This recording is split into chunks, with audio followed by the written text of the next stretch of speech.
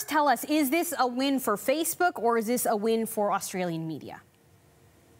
Well, right now, I think it's a win for Australian democracy, that the will of the people and the will of the legislature will prevail. Facebook has acknowledged that they can be legally obligated to pay for news, and they have come back to the table. Now, it remains to be seen whether Facebook's spin or the Australian government's spin is to be believed here. I imagine that the details will be very fine and will hang on the interpretations of very specific words. But it's clear that Facebook will be paying for news on the order of hundreds of millions of dollars, and that's a good thing for publishers. It's a good thing for creators. It's a good thing for the public broadcaster, who is also included in the code, and it's a good thing for democracy. So we expect, other countries are watching this and will potentially follow suit. They'll be looking closely at some of those details. But I want to understand, what do you think it actually means about the future of journalism and access to news in this digital age?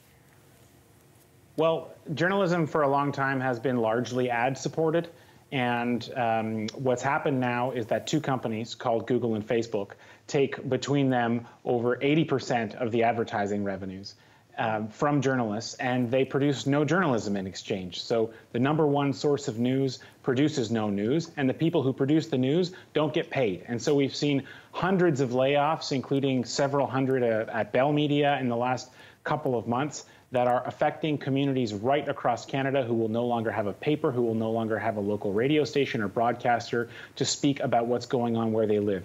Having these platforms pay to at least restore some of the system that they destroyed, a system that is so vital to the functioning of a healthy democracy, is essential. And I'm glad that the Australians have stuck with this and that they will be plowing forward. And now it falls on countries like Canada to prove that we also have the resolve to follow through.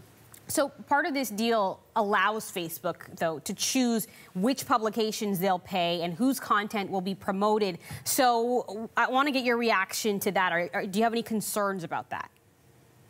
Well, my understanding is that that's not the case, although I can see how some of the changes that were introduced at the last minute do call that into question. So the code, the mandatory bargaining code that the Australians are proposing, has an all or nothing clause. If the code is applied, you either strike deals with all the publishers and broadcasters, or you can't use content from any of them. Now, there is some question at the moment as to whether or not Facebook will have a little bit more discretion in the future, but from what I've seen so far, what I can tell you for certain is the Australian government has made some very minor cosmetic changes, like adding a delay period, for example, to make a little bit more time for Facebook to reach these deals. But it is not clear to me that Facebook will be allowed to divide and conquer. If that is in fact the case, however, it would vastly, greatly undermine the efficacy of this whole exercise. And so, again, we're hanging on the words of the spin doctors here. And Facebook would spin it that way because that is in their favor.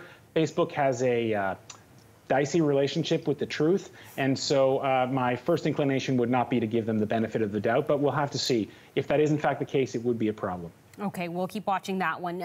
In recent years, we have seen growing calls for Facebook to regulate the spread of misinformation, fake news, propaganda.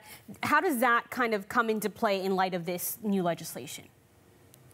Well, I think it's funny. Facebook has said over and over again how much they care about fighting misinformation, how sincerely they are enjoined in this battle to clean up their platform.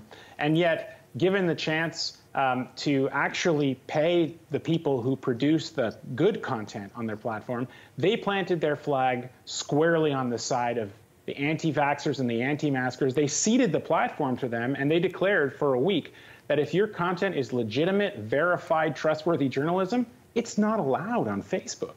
I think that was very telling about Facebook's many statements to parliaments and to journalists. I think their sincerity should now be called into question. And this move just shows that they have no compunction about handing over all the keys to the kingdom to the worst aspects of their platform because they think it will make them more money. And I think that was a revealing aspect of this exchange.